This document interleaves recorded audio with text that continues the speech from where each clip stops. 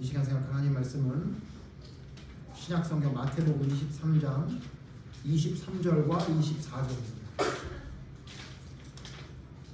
신약성경 40페이지에 있는 마태복음 23장 23절에서 24절 찾으신 분 다 일어나셔서 오늘 말씀은 길지 않아서 우리 다 같이 한 목소리로 공독하도록 하겠습니다. 마태복음 23장 23절 다 같이 읽죠. 시작.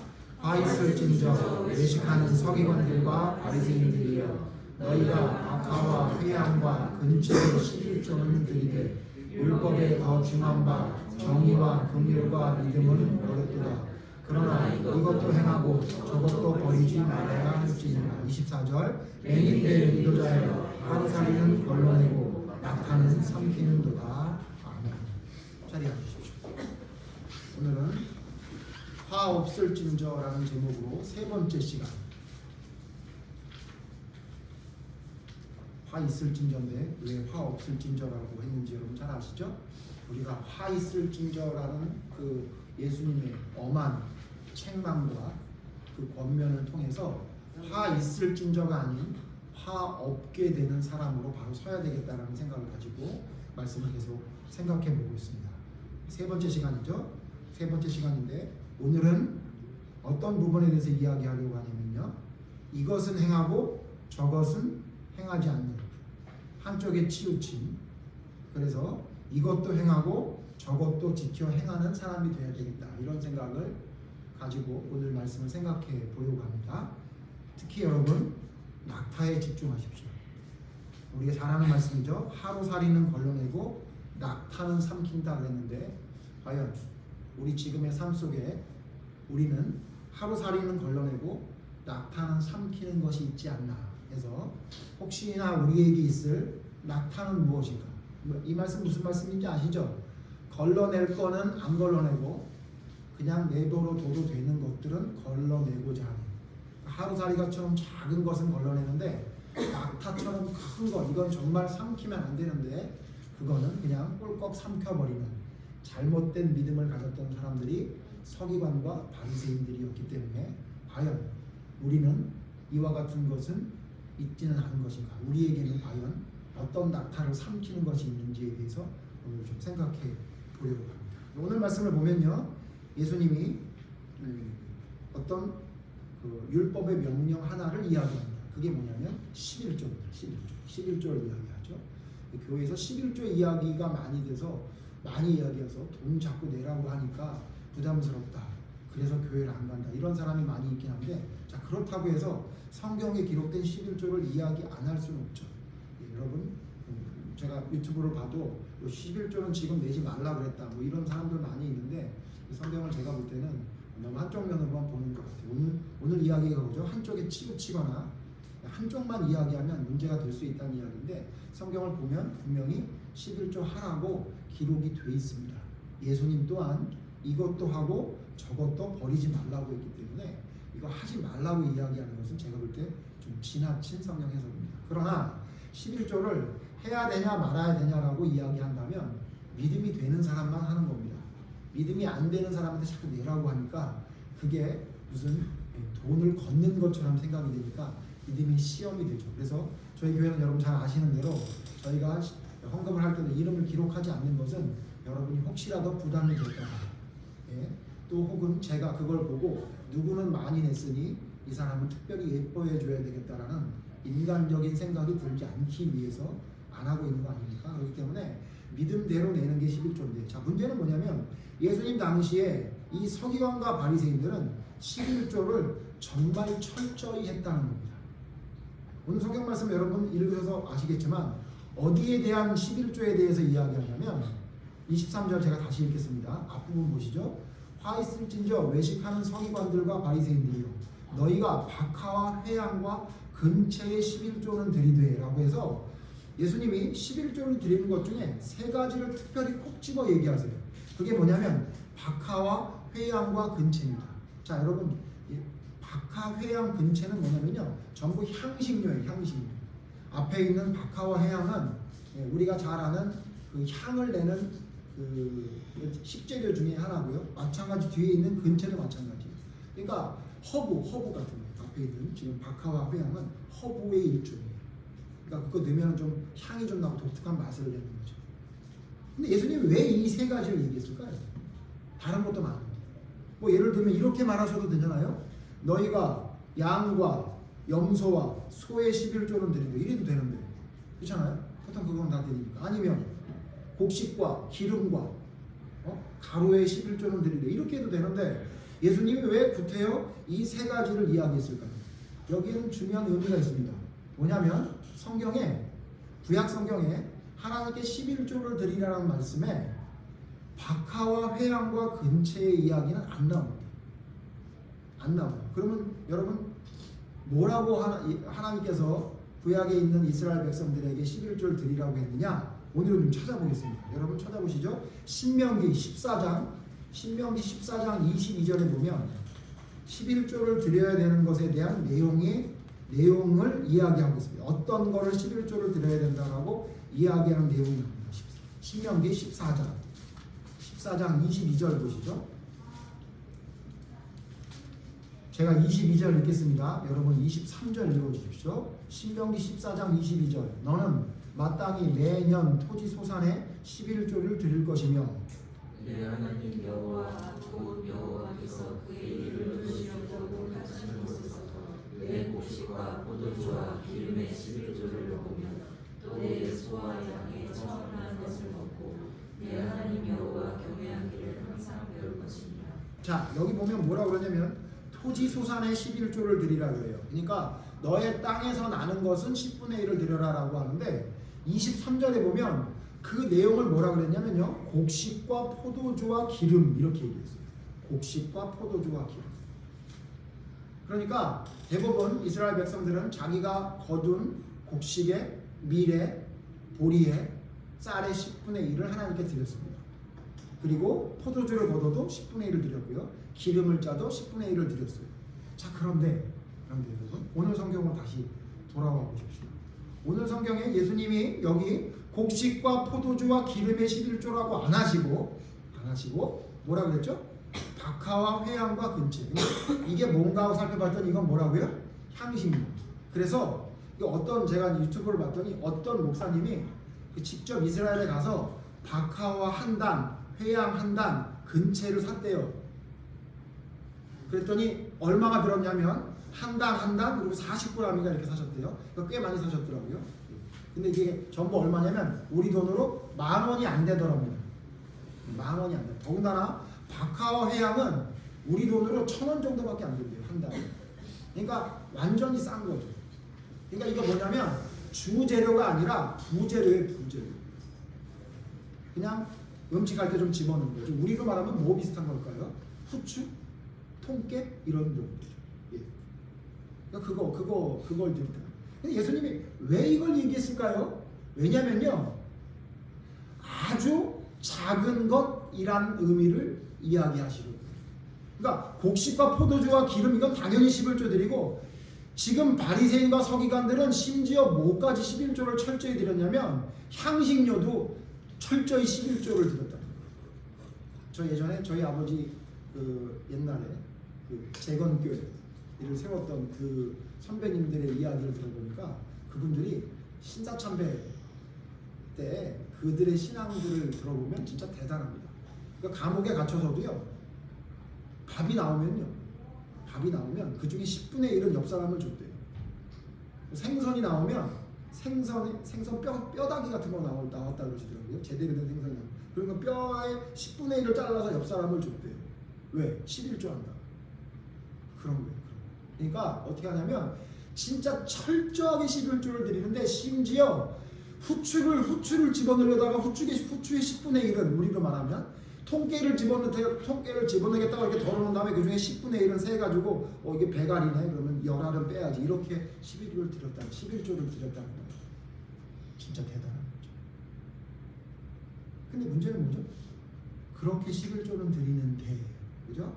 서기관과 바리새인들이 11조를 드리는데 성경에 기록된 아주 중요한 것 말고도 아주 작은 것 하나 그냥 땅에서 나는 소산은 몽땅 땅 다 드린다는 거예요. 작은 거 하나까지도.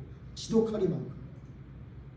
근데 11조를 그렇게 드리는데 문제는 뭐죠? 근데 저버린 게 있대요. 뭘 저버렸다고 얘기하죠? 성경 우리 마태복음 23장 23절 여러분 지금 읽었던 중간 이유를 보면 뭘 저버렸대요? 율법에 더 중한 바 정의와 긍휼과 믿음은 버렸도다. 옛날 성경에 의와 임과 신을 버렸다. 그러니까 정의와 긍휼과 믿음은 버렸다. 이렇게 말합니다. 이게 무슨 얘기냐면 더 중요한 건 버렸대요. 그러니까 이 내용을 자세히 보면 여러분 아시죠? 뭐예요? 철저하게 자기의 소산, 자기가 가지고 있는 것에 대해 11조는 10분의 1은 철저히 드리는데 문제는 뭐냐면 하나님이 그거보다 더 중요하다고 하신 말씀은 안 지켰다고 얘기해요. 이거 살펴볼 텐데요. 그럼 먼저 여러분 더 중요하다고 말하는 게 구약 성경에 있어야 되겠죠. 11조 이렇게 드리라고만 말씀하지 않고 더 중요한 거, 나에게 드릴 때 너희에게 더 중요한 거 있다라고 얘기한 성경이 있습니다. 찾아보죠. 레위기 22장 29절. 여러분 레위기는 무슨 성경인지 아시죠? 하나님께 어떻게 제사를 드리고 어떤 제물을 드려야 되는지에 대한 이야기를 쭉 쓴 거예요. 거기 레위기 22장 29절에 하나님께 드릴 때에 어떻게 드려야 되는지 더 중요한 게 뭔지를 설명한 말씀이 있습니다. 레위기 22장 29절 같이 읽죠. 레위기 22장 29절 시작. 너희가 여호와께 감사제물을 드리려거든 너희가 기쁘게 받으시니 되도록 드릴지며. 뭐라고 얘기하냐면요. 이미 구약에 하나님께 예물을 드릴 때에 대한 이야기를 할 때 뭐라고 얘기하냐면 너희가 예물을 드릴 때 어떻게 드리래요? 기쁘게 받으심이 되도록. 그러니까 너희가 드리는 예물이 그러니까 하나님이 박하와 근양과 회양과 근체 섞였네. 근체 그거를 하나님이 철저히 드리라고 이야기한 게 아니라 그것도 드리는데 그거보다 더 중요한 게 뭐냐면 이거를 드릴 때 너희가 이걸 드리면 하나님이 기쁘게 받으실까를 먼저 생각하는 거예요. 하나님이 이걸 기쁘게 받으실까. 자, 그러니까 하나님은 그와 같은 향식 재료가 없어서 바치라는 게 아니고 양이나 염소나 소가 먹고 싶어서 바치라는 게 아니고 배가 고파서 곡식을 바치라는 게 아니고 계란 후라이를 해야 되니까 기름을 바치라는 얘기가 아니라 그걸 너희가 바치라고 한 이유는 뭐냐면 너희가 그걸 드리면서 이걸 하나님이 기쁘게 받으시겠구나라고 생각하게끔 준비해서 드리는 거예요. 그래서 여러분 다른 성경들 보면요, 구약 성경을 보면요, 너희가 그 예물을 나에게 가져오지 마라 이렇게 얘기해요. 왜? 너희의 손에 피가 뚝뚝 떨어진다. 너희가 하나님이 말씀하시는 명령을 실행하지 않으면서 11조 예물만 들고 와? 내가 그거 안 받겠다. 이런 성경이 구약 성경이 굉장히 많아요. 그러니까 이 무슨 내용이에요? 다 찾아보진 않겠지만 하나님이 11조를 드리라고 할 때 10분의 1을 정확하게 드리라고 했지만 그 11조를 드리라고 감사의 예물을 드리라고 한 이유는 뭐예요? 우리가 하나님 앞에 순종하겠다는 표로 드리는 거예요. 여러분 지금 우리가 헌금을 드립니다. 여러분 11조도 드리고 헌금도 드리죠. 하나님께 11조나 헌금을 왜 드려요? 헌금과 11조의 의미가 뭐예요? 무슨 의미죠? 내게 주신 모든 것은 하나님의 것입니다 라는 표로 11조와 헌금을 드리는 거예요. 그러니까 무슨 얘기예요? 내가 하나님께 무엇인가 헌금을 드린다는 것, 11조나 헌금을 드린다는 건 뭘 의미하는 거죠? 나는 하나님의 것입니다 라는 것을 인정하는 행동의 표시가 헌금과 11조라는 거예요. 구약의 이스라엘 백성도 마찬가지예요. 하나님이 양이 없어서 바치라고 한 것도 아니고 하나님이 기름이 없어서 바치라는 거 아니에요. 이걸 바치라고 한 이유는 뭐예요? 너희 땅에 나는 소산을 너희에게 준 건 다 내가 너희에게 준 건데 내가 너희에게 줬다는 증거를 너희가 어떻게 나에게 보여줘야 되냐면 너희 땅에서 얻은 모든 것의 10분의 1 감사의 예물을 나에게 드려라 이렇게 얘기하는 거예요. 그러니까 더 중요한 건 뭐죠? 내 모든 것이 나의 모든 삶이 하나님의 것입니다 라는 고백이 하나님께 드리는 예물에게 있어야 된다. 근데 이스라엘 백성들은 그렇게 안 드려서 망했고요. 지금 서기관과 바리새인들은 하나님께 드리는 11조를 그렇게 안 드렸다는 거죠. 어떻게 드렸다는 거예요? 그냥 철저하게 10분의 1만 떼서 드리면 끝나는 거예요. 그렇게 생각했다는 거예요.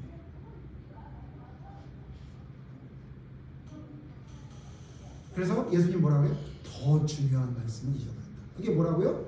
의와 정의와 긍휼과 믿음이에요. 그러니까 내가 하나님께 11조를 드릴 때 이거 어떻게 드리는 거예요? 하나님, 내 모든 것은 하나님의 것이니 내가 하나님의 의로움대로, 하나님의 긍휼하심을 입은 대로, 내가 하나님을 믿는 믿음대로 내가 삶으로 살아가겠습니다라는 고백으로 드리는 건데, 그런 건 없고 하나님께 11조만 드리면 끝났다 그 얘기예요.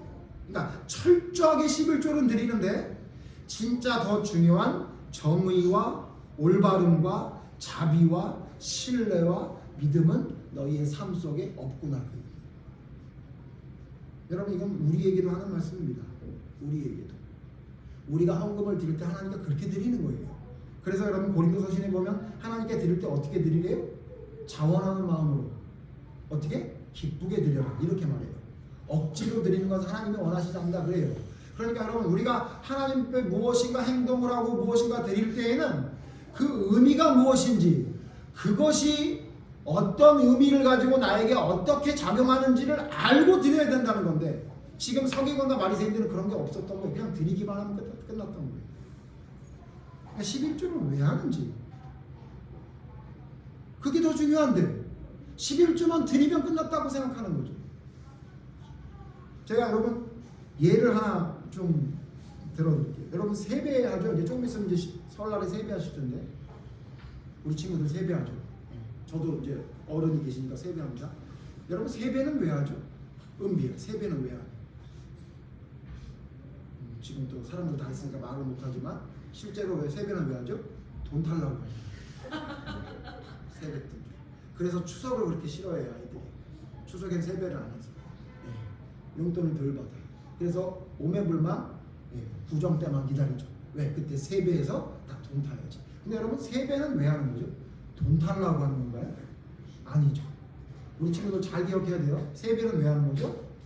나의 부모님, 나의 어른들에게 내가 그분을 존경하고 사랑한다는 표시를 세배라는 절이라는 걸 통해서 나타내는 거예요.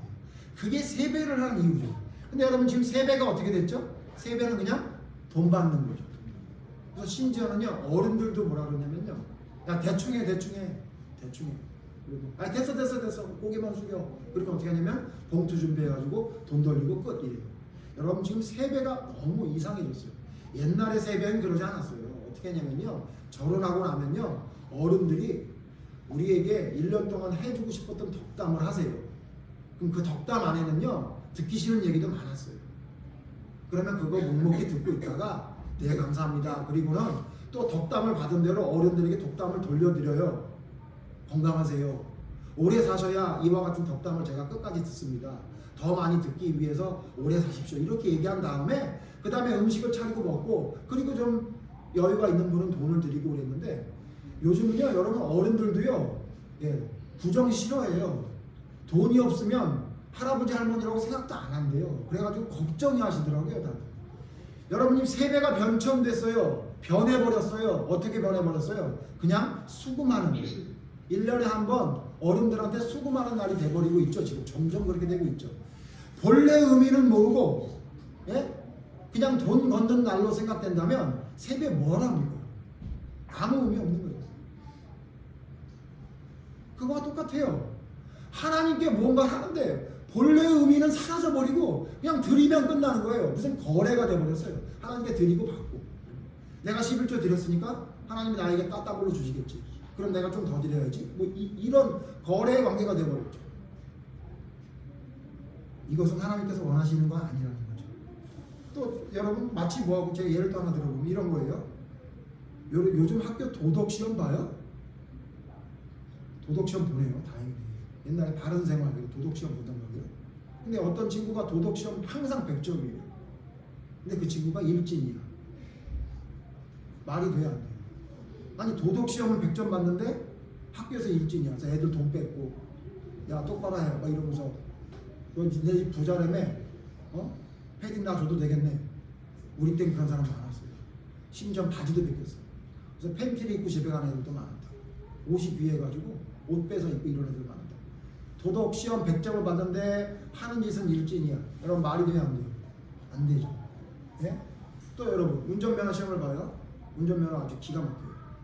후진 뭐 주차부터 시작해가지고 아주 S자, T자 아주 기가 막히게 운전 100점. 필기도 100점, 실기도 100점. 근데 실제로 운전하는데 막 방지턱이 있는데 그냥 막 넘어가가지고 뒤에 있는 사람 머리 붙이게 만들고 막 정지선에 서야 되는데 신호도 안 바뀌었는데 슬슬슬슬 앞으로 가서 그럼 뭐라 그래요? 뭐라 그러죠? 그 사람 면허 제대로 딴 거야 안 딴 거야? 안 딴 거죠. 예, 제가 어제 목이 꺾어질 뻔했어요.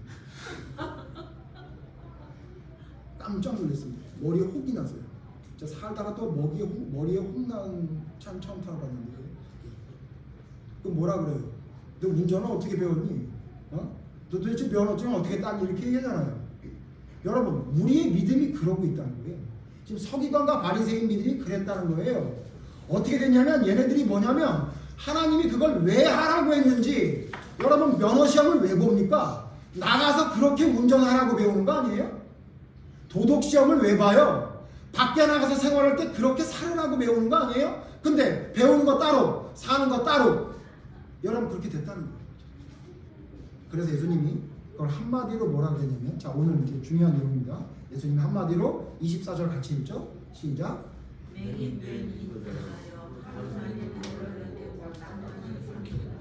뭐라 그러냐면요. 하루살이는 걸러내고 낙타는 삼키는 거야. 중요한 거는 니네들이 그냥 훌떡 넘어가 버려. 아무것도 아닌 것처럼 넘어가 버려. 별거 아닌 거는 너 11조 갖고 왔어? 회양은 근체는 박하의 11조는 너 그건 빼먹으면 어떻게 해? 그리고 그건 아주 대단하게 잘하는데 정작 더 중요한 거는 그냥 꿀꺽 삼켜버리는 거예요. 예수님 뭐라 그래요?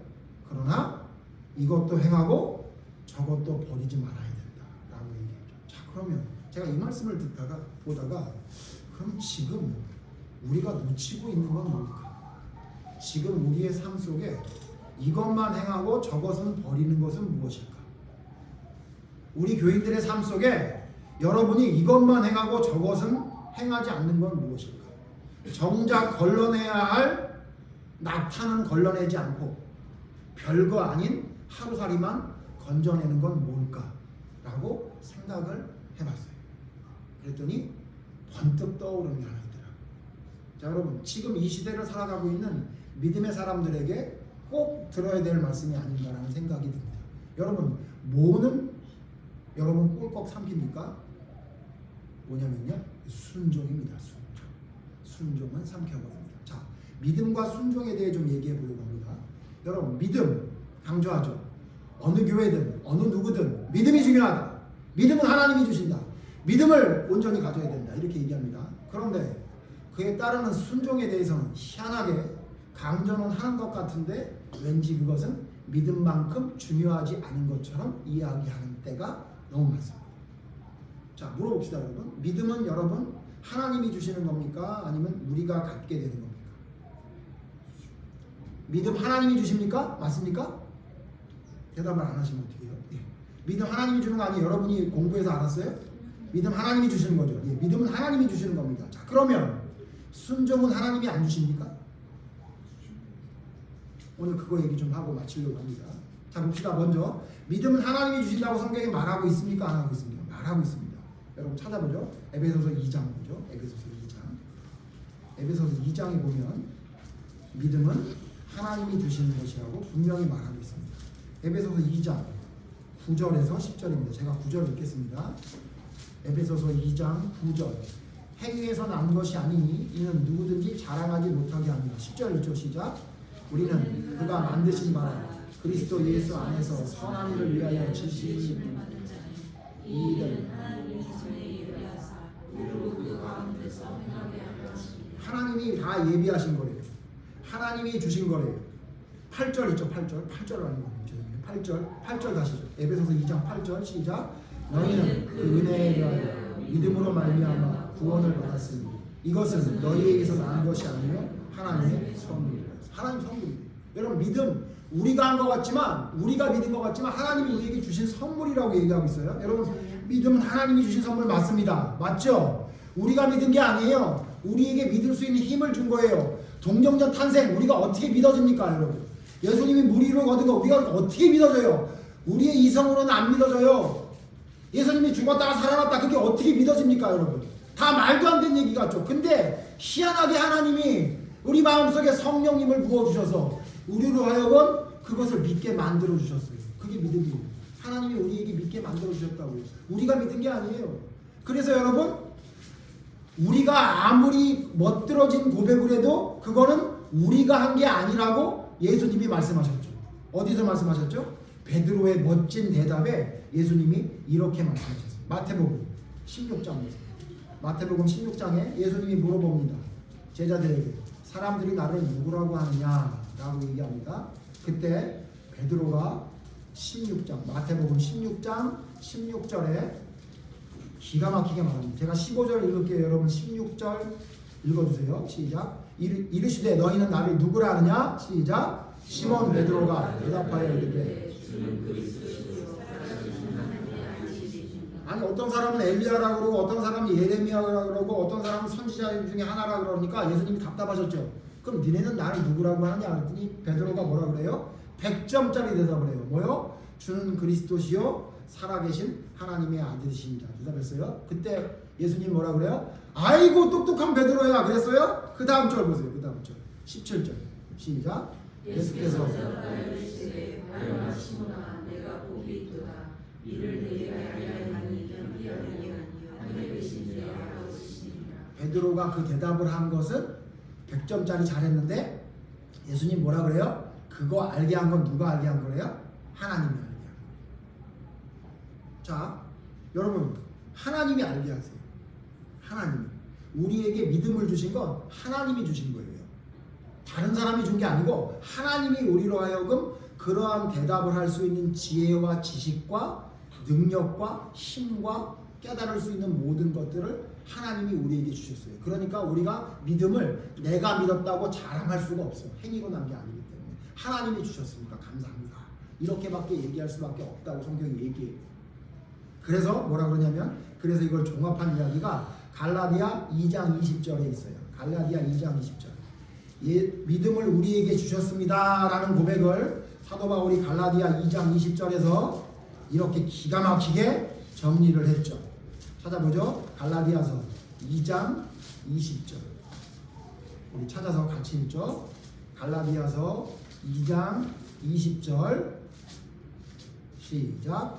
내가 그리스도와 함께 십자가에 못 박혔나니 그런즉 이제는 내가 사는 것이 아니요 오직 내 안에 그리스도께서 사는 것이라. 이제 내가 육체 가운데 사는 것은 나를 사랑하사 나를 위하여 자기 자신을 버리신 하나님의 아들을 믿는 믿음 안에서 사는 것이라. 그래서 사도 바울이 뭐라 그러냐면 이제는 내가 사는 게 아니래요. 내가 사는 게 아니라 누가 산대요? 내 안에 있는 예수님이 산대요. 자, 정리해 봅시다. 믿음은 누가 줘요? 하나님이 주셔요. 그죠? 우리가 무슨 고백을 멋들어지게 하고 기가 막히게 깨달을 수 있는 지혜를 가졌다 하더라도 그거 누가 준 거라고요? 하나님이 주신 거예요. 그래서 결국 어떻게 된대요? 우리 안에 누가 산대요? 내가 사는 게 아니라 그리스도가 산대요. 자, 이걸 뭐라 그런다? 이걸 믿음이라 그래요. 그죠? 맞아요. 이거 한치의 오차도 없이 이게 맞아요. 자, 그런데 문제는 뭐냐면요. 믿음은 이렇게 하나님이 주셨대요.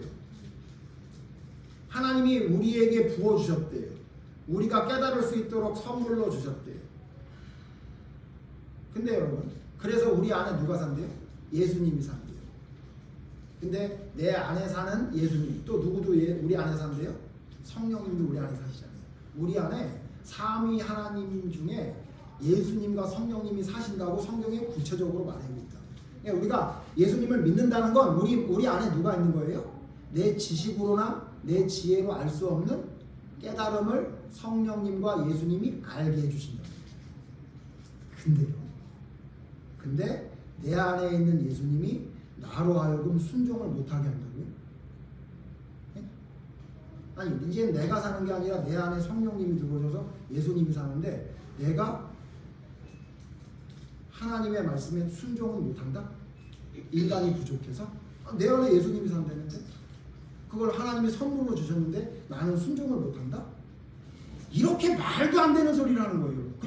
그냥 생각만 해도 여러분 우리 앞으로 지금 제가 좀 이따가 성경 보겠습니다만 정말 말도 안 되는 소리를 하고 있는 게 지금 현실인 것 같다는 생각이 들어서 이게 하루살이는 걸러내고 낙타를 삼키는구나 라는 생각이 들었어요. 여러분 순종은 하나님이 우리에게 주시지 않아요? 순종할 수 있는 능력은 우리에게 안 주세요? 머릿속으로 믿을 수 있는 믿음만 주시고 우리의 삶으로 순종할 수 있는 믿음은 안 주신다? 거짓이에요. 절대 그럴 수 없죠. 그래서 예수님이 이런 말씀하셨죠. 여러분 잘 아는 말씀인데 찾아볼까요? 마태복음 19장 오늘 본 말씀 조금만 읽어보면 마태복음 19장에 이런 말씀이 있어요. 19장 26절에 마태복음 19장 26절에 이런 말씀이 있어요. 마태복음 19장 26절 같이 읽죠 여러분. 시작. 예수께서 그들을 보시며 이르시되 사람으로서는 할 수 없으나 하나님으로서는 다 하실 수 있느니라. 다시 26절 다시 읽어요. 시작. 예수께서 그들을 보시며 이르시되 사람으로서는 할 수 없으나 하나님으로서는 다 하실 수 있느니라.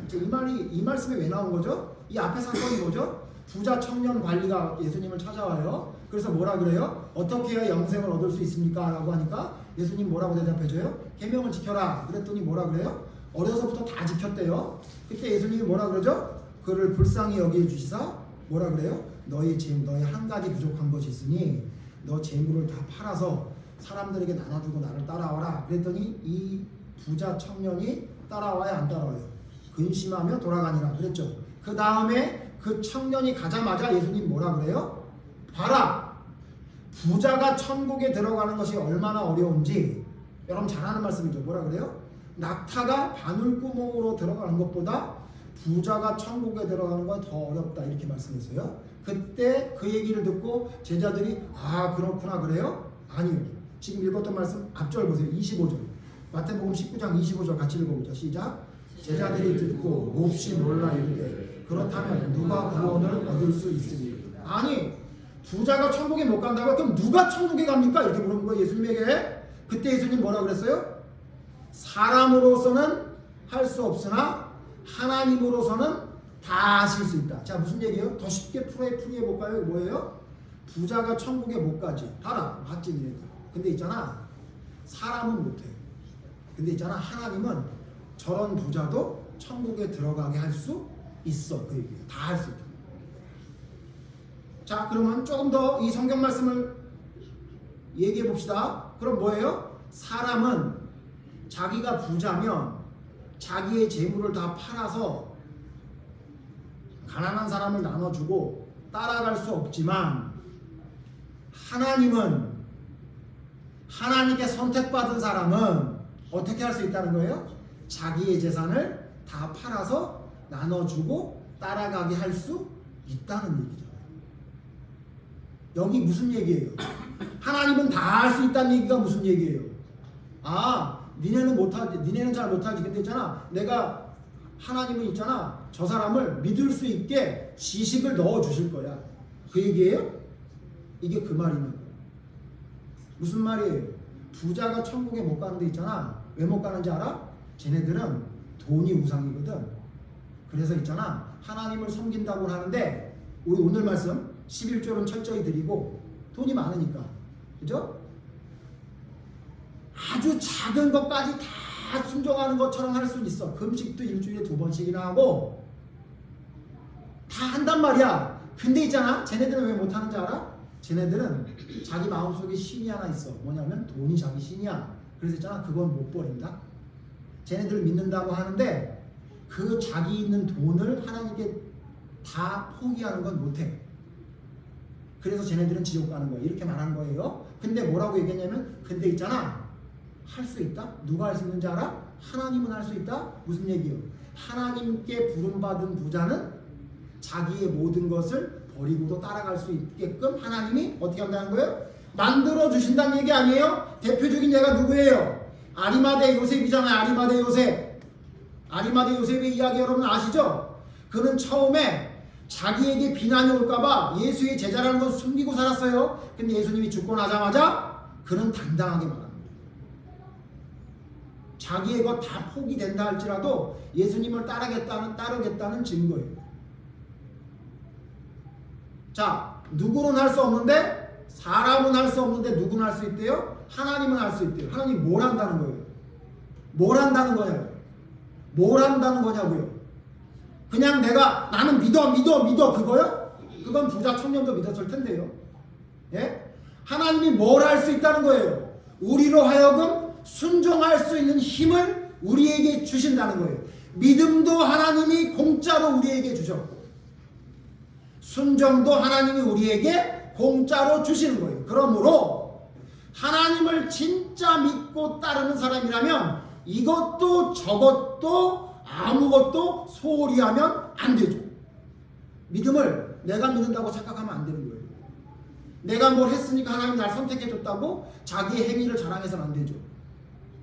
그러나 올바른 믿음의 사람은 하나님이 주신 믿음이라는 생각을 가지고 겸손히 하나님 앞에 내가 아니요 내 안에 있는 그리스도라고 고백을 하게 되고, 그 사람은 자기가 중요하다고 생각하는 걸 버리고 따라갈 수 있는 힘이 생깁니다. 근데 이걸 구분을 하더라고요. 요즘 보면 믿음 따로 순종 따로. 믿음은 믿음이고 순종은 순종이다. 이게 뭐냐면요, 서기관과 바리새인들이 했던 짓이에요. 11조만 바치면 돼. 예배만 잘 드리면 되고 금식만 잘하면 돼. 11조 있잖아, 철저히 해야 돼. 너 향신료까지 다 가지고 와. 10분의 1을 드리란 말이야. 이렇게 얘기하죠. 새벽 예배 드리고 매일 큐티하고 하나님 말씀 외우고, 이거 하지 말라는 얘기 아니에요. 그렇게 강조하잖아요. 복예배 빠지지 말고 가정예배도 드리고 다 해라 이렇게 얘기해요. 잘못된 거 아니에요. 그거 맞죠. 그럼 그 다음에 뭐 해야 돼요? 근데 있잖아, 너 배운 걸 삶으로 보여줘야지. 순종해야지. 그 얘기는 왜 이렇게 말을 안 해? 그건 언제 할 거냐? 그건 왜 안 해도 된다고 생각해? 아니, 내 안에 누가 산대요? 그리스도가 산다며요. 근데 그리스도가 나로 하여금 순종하지 않은 길을 가게끔 내버려 두시는 분이라고요? 내 안에 있는 성령님이 나에게 생각나고 가르쳐 주시는데, 난 믿어요 이렇게만 하고 순종은 나중에 그런다고요? 우리 안에 있는 성령님이 우리에게 뭘 가르쳐 주는 거예요? 나중에 해도 된다는 걸 가르쳐 주는 거예요? 아니면 순종은 좀 덜해도 구원받는다는 걸 가르쳐 주시는 거예요? 성령님이 그런 거 가르쳐 주세요?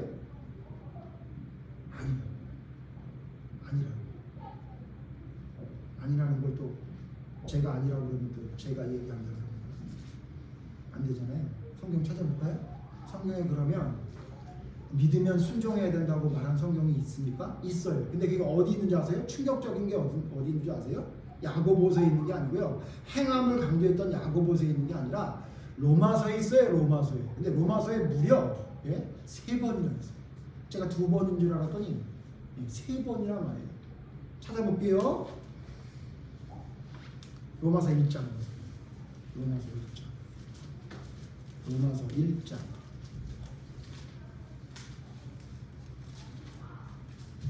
믿음과 순종은 구별되는 게 아니라는 게 로마서에 3번이나 나와요. 봅시다. 로마서 1장 5절 같이 읽죠. 시작. 그로 말미암아 우리가 은혜와 사도의 직분을 받아 그의 이름을 위하여 모든 이방인 중에서 믿어 순종하게 하나니. 어떻게? 믿어 순종. 이거 따로 해요? 믿고 그리고 나중에 순종하게 하나니 아니에요. 믿어 순종하게 하나니. 이렇게 얘기했어요. 그 다음 또 봅시다. 6장 16절 보세요. 6장 16절. 로마서 6장 16절. 같이 읽죠. 시작. 너희 자신을 종으로 내주어 누구에게 순종하든지 그 순종함을 받는 자의 종이 되는 줄을 너희가 알지 못하느냐. 혹은 죄의 종으로 사망에 이르고 혹은 순종의 종으로 의에 이르고. 여기는 아예 믿음도 없어. 무슨 종으로? 순종의 종으로. 믿음의 종으로 안 했어요. 순종의 종으로. 그러니까 무슨 얘기냐면 네가 뭐에 순종하는지에 따라 너의 정체성이 결정된다. 네가 죄에 순종하면 넌 죄의 종이고, 네가 하나님의 순종하면 너는 하나님의 종이 된다. 이 얘기예요. 그러니까 무슨 얘기냐면 여기 로마서 6장 16절은 네가 하나님의 말씀대로 순종하지 않아? 그럼 너는 불의의 종이야. 하나님의 말씀대로 순종해? 그럼 너 하나님의 종이 맞다. 이렇게 얘기한 거예요.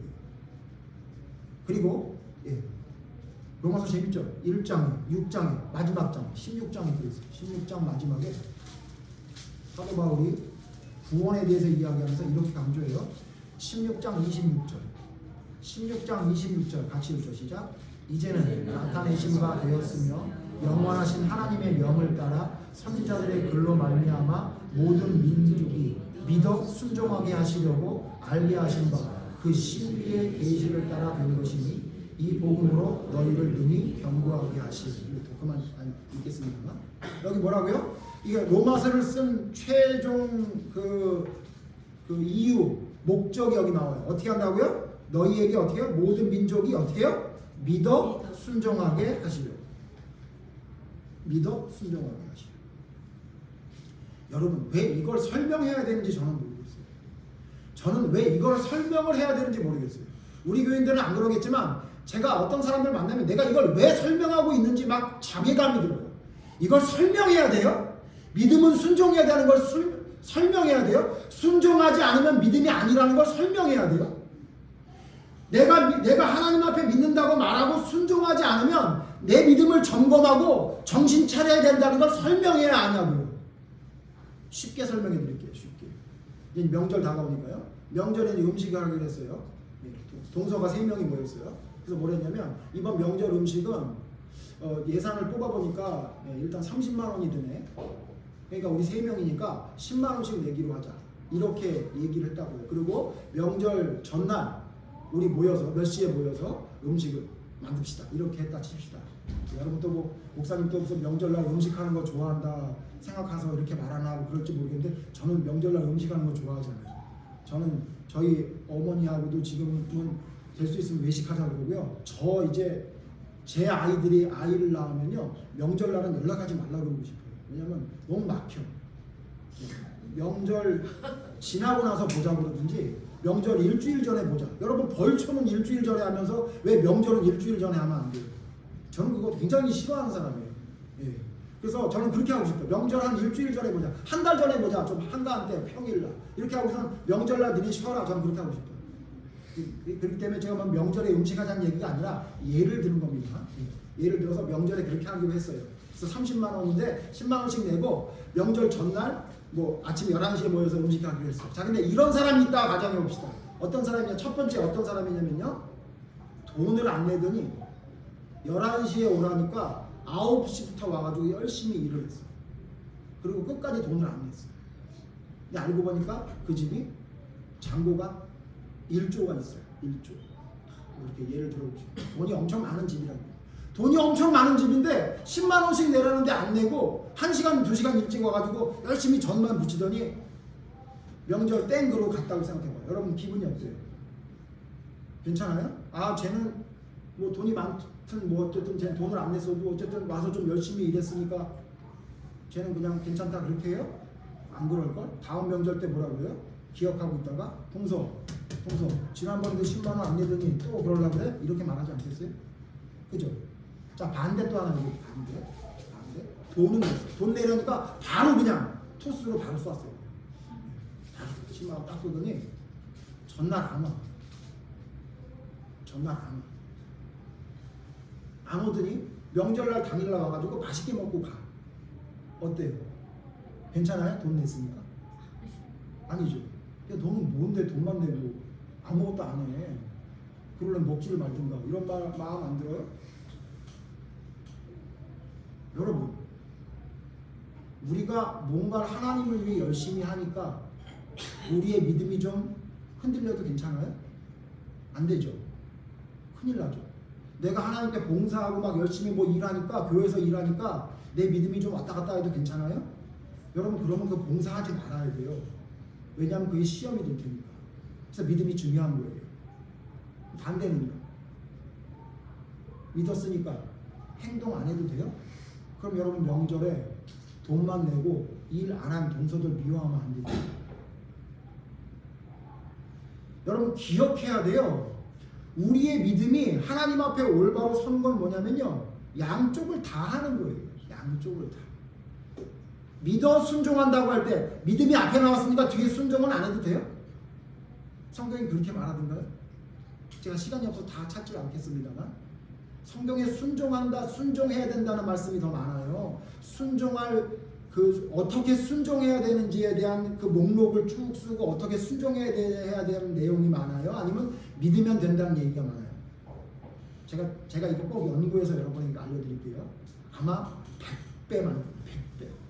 어떻게 해야 되는지에 대한 행동을 쓴 게 믿으면 된다는 말씀보다 100배, 1000배 많다고요. 근데 여러분 믿기만 하면 되고 순종은 나중에 해도 돼요? 아니요. 이거 서기관과 바리새인들이 하는 소리예요. 11조는 철저히 드리라고 하는데 그 11조를 왜 드리는지, 하나님이 왜 제물을 드리라고 했는지, 왜 예배를 드리라고 했는지의 내용은 모른 채 그냥 앉아만 있다 가는 거예요. 그래놓고 자기는 믿음의 문제가 없대요. 너 천만의 말씀, 그건 믿음이 아니에요. 진짜 믿음이란 양쪽을 다 하는 거예요. 예수님 뭐라 그래요? 이것도 행하고 저것도 버리지 마라. 진짜 하나님께서 원하시는 것이 무엇이냐면요, 두 가지 다 하는 거예요. 여러분 명절날 돈도 내시고요, 가서 열심히도 일해야지. 이거 어느 것 하나 잘못하면 손가락질 밟고 욕받는 것처럼 우리의 믿음이 어느 것 하나 치중돼서 한 가지를 제대로 하지 않으면 그건 잘못된 거예요. 그래서 그걸 호세아서에 뭐라고 표현했어요? 뒤집지 않은 전병이야. 뒤집지 않은 전병. 뒤집지 않은 전병 못 먹는다. 예?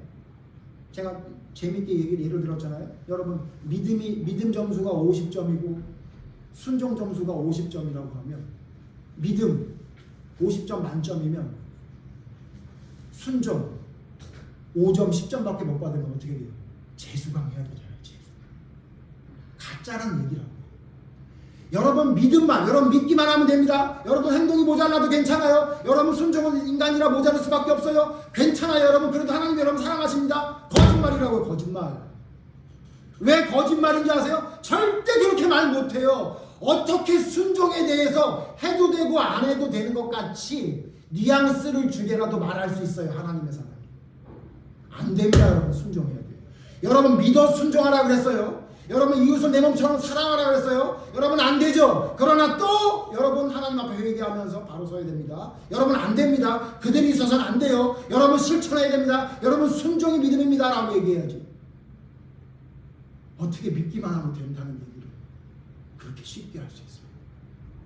낙타는 삼킵니까? 낙타는 삼키냐고요. 하나님이 우리를 선택하신 이유가 뭐래요? 우리를 기뻐하고 우리로 하여금 하나님의 복음을 전파하기 위함인데, 전파 안 하고 가만히 있어도 된다고요? 예?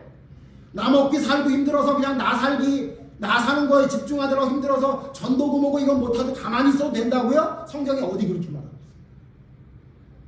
있어요? 성경은 심지어 네가 받은 달란트 그대로 가지고 있으면 지옥 간다고 얘기하고 있다고요. 예? 그래서 여러분 성경 마지막 성경 찾아보고 마칩니다.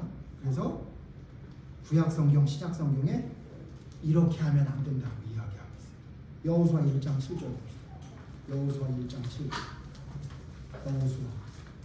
여호수아서 1장 7절에 여호수아에게 하나님이 이렇게 말씀하십니다. 7절 같이 읽죠. 여호수아 1장 7절 시작. 오직 강하고 극히 담대하여 나의 종 모세가 내게 명령한 그 율법을 다 지켜 행하고 우로나 좌로나 치우치지 말라.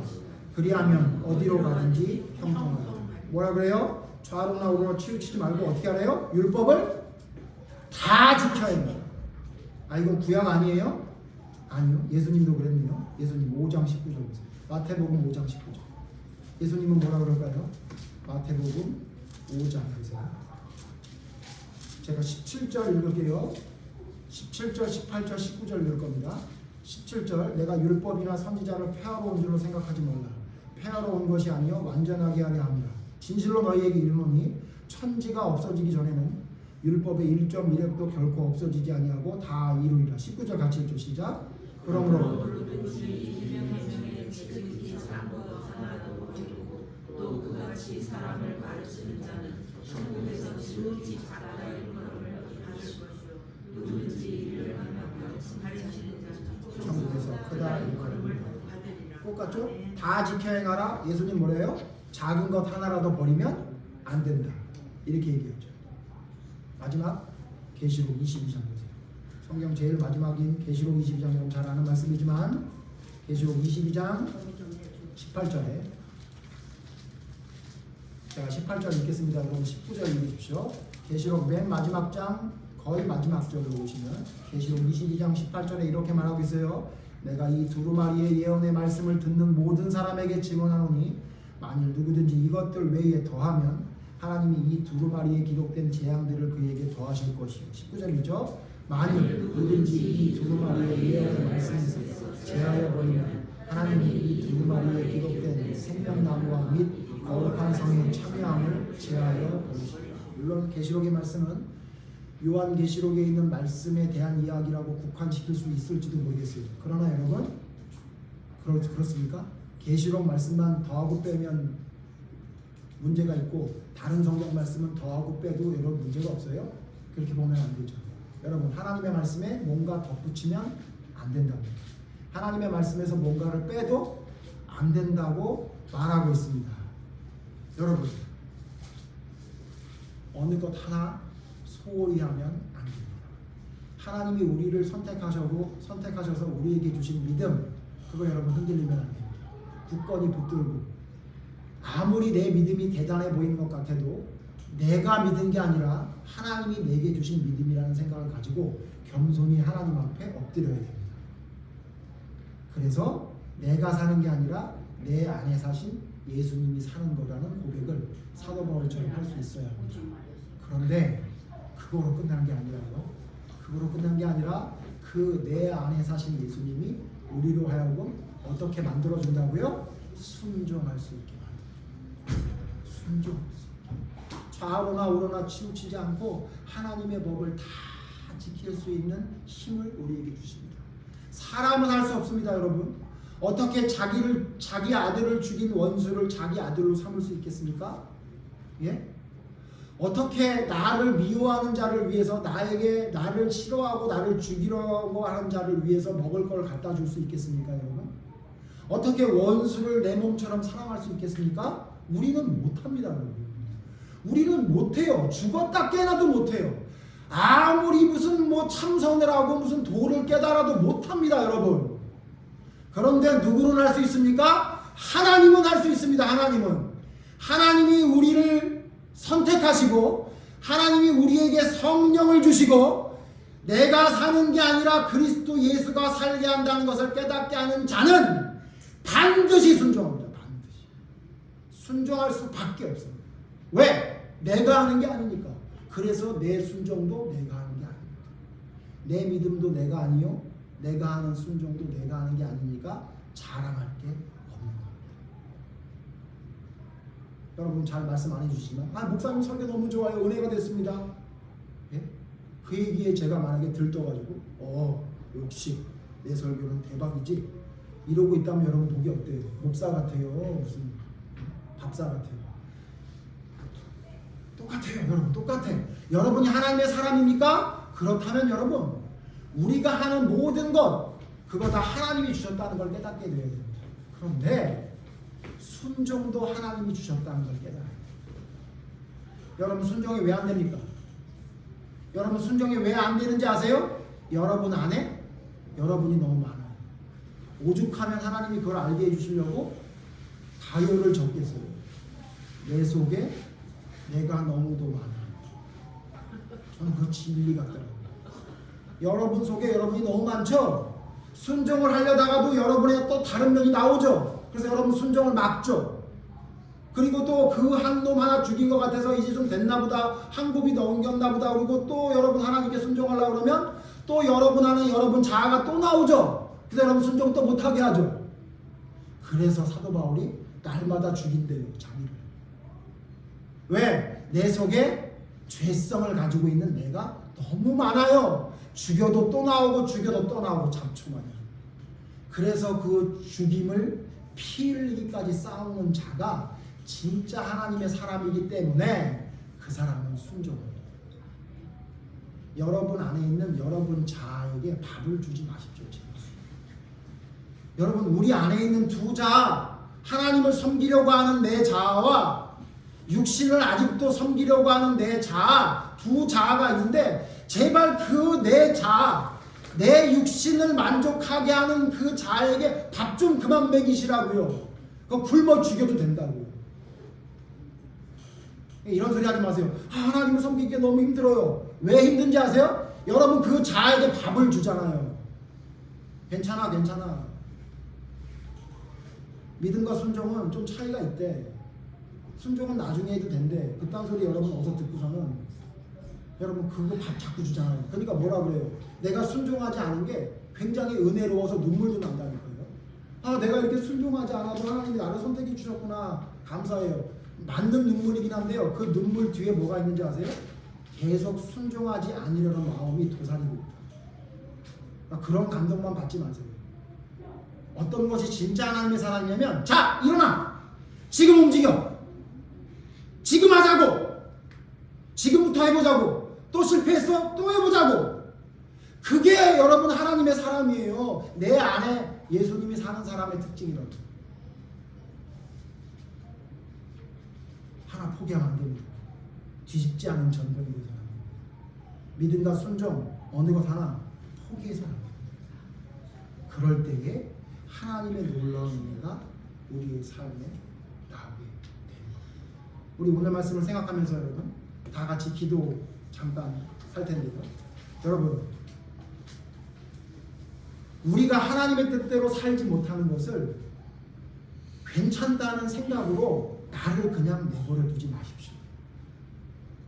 하나님의 열심으로 모든 것을 이룰 수 있습니다.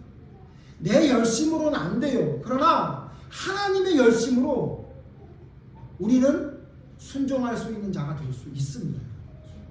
그렇기 때문에 조금 느린 것 같아도 조금 힘든 것 같아도 여러분 거기서 좌절하고 멈추면 안 돼요. 여러분 진짜 하나님의 사람은 하나님의 열심이 여러분 마음속에 자리 잡는 사람입니다. 그래서 여러분으로 하여금 하나님의 마음 같은 마음이 있게 해서 하나님이 웃을 때 내가 웃게 되고 하나님이 울을 때 내 가슴을 치며 울게 됩니다. 그 하나님의 열심이 여러분으로 하여금 순종의 자리에 온전히 설 수 있는 사람으로 변화시킬 수 있는 능력이 됩니다. 내게 하나님 낙타를 삼키고 있는 낙타가 무엇인지 여러분을 돌아보십시오.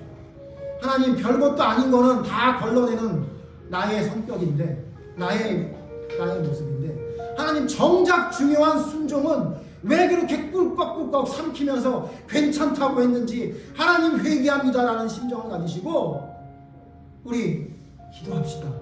하나님 순종의 영을 부어주시옵소서. 나는 할 수 없습니다 하나님. 그러나 하나님의 열심으로 하나님은 할 수 있습니다. 내 안에 있는 그리스도가 나로 하여금 순종할 수 있는 사람이 될 수 있도록 나를 이끌어 주시옵소서. 여러분 기도하겠습니다. 회개하는 마음으로 기도하겠습니다. 다 함께 기도합니다. 하나님 우리의 믿음은 너무도 한쪽에 치우쳐 있는 것 같습니다. 믿음은 너무나 형상화돼 버렸고 너무나 아무것도 아닌 것이 돼버리는 것 같습니다. 누구나 믿는다고 이야기하지만 그의 삶을 돌아볼 때 그의 믿음은 서기관과 바리새인 같은 믿음이었습니다. 별것도 아닌 것은 너무나 중요한 것처럼 강조합니다. 그러나 정작 중요한 하나님의 의의와 하나님의 긍휼과 올바른 믿음, 순종은 우리의 삶에 점점 사라지고 있습니다. 이와 같은 믿음이 뒤집지 않은 전병이라는 것을 깨닫게 하셔서 한 달란트를 받고 아무것도 안 하고 땅에 묻어둔 잘못된 믿음이라는 것을 깨닫게 하시고 기름은 준비하지 않고 옷만 입고 그저 신랑만 맞으러 뛰어나간 미련한 자라는 것을 깨닫게 하셔서 하나님 우리에게 올바른 순종이 믿음과 함께 일할 수 있는 놀라운 능력을 우리의 삶에 보여줄 수 있도록 저희를 이끌어 주시옵소서. 우리는 할 수 없으나 하나님의 열심으로